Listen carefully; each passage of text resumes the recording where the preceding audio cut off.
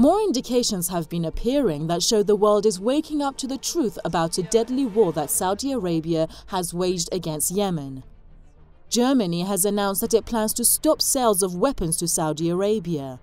The decision appears to be connected to the kingdom's role in leading a war that has claimed thousands of lives in Yemen and left the nation destroyed. It drew an immediate expression of praise from the Amnesty International, which called on other countries to do the same. The key arms exports that the Amnesty said needed to stop sales of weapons to the Saudis now are the US, UK and France. But the current signs show these countries cannot forsake the economic profits of selling arms to what they see as the biggest weapons market in the Middle East region, and that at the cost of civilian lives lost more and more by the day.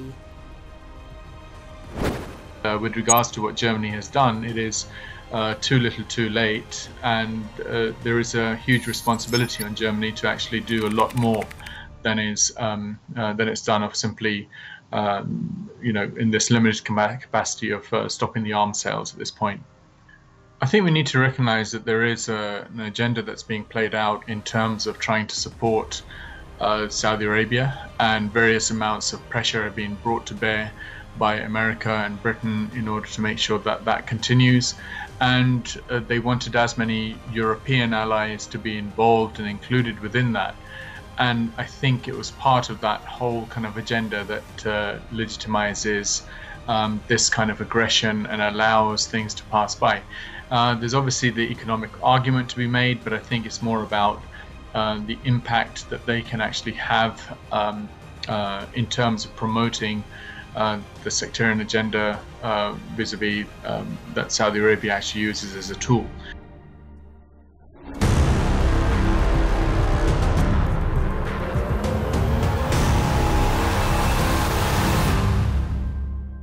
The UK has so far sold above £4 billion worth of weapons to Saudi Arabia since the kingdom started its deadly war on Yemen in early 2015.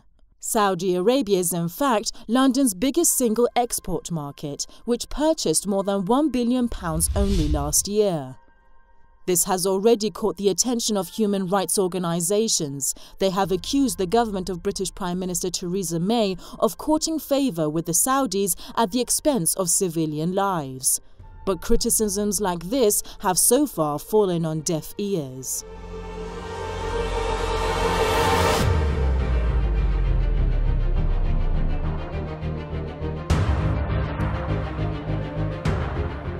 Another key guilty party in sales of weapons to the Saudis is the United States.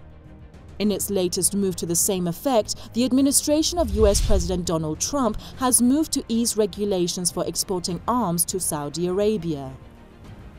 This is seen in line with Trump's campaign promise to create more jobs in the US by increasing sales of goods and services abroad. But again, Washington has blatantly closed its eyes on the eventual costs of this policy.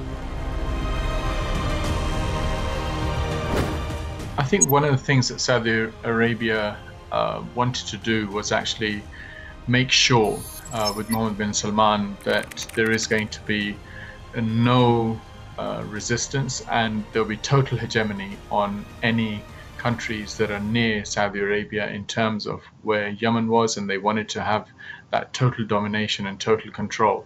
And quite frankly, as far as the US and the UK are concerned, as well as other Western powers, they turned a blind eye because Saudi Arabia is using its tool of promoting the sectarian agenda in various places to actually further division within the Muslim community around the world. And this was a useful tool. So if Saudi Arabia wants to do something with regards to Yemen, they wanted to have that, to allow that to actually happen. It does not appear that the war the Saudis are pushing ahead against Yemen would end anytime soon, and that promises a dramatic rise in casualties and heavier destruction over a future not too far. This makes it even more mandatory for the world to unite and press the countries that are selling weapons to the Saudis to stop exporting arms to the kingdom.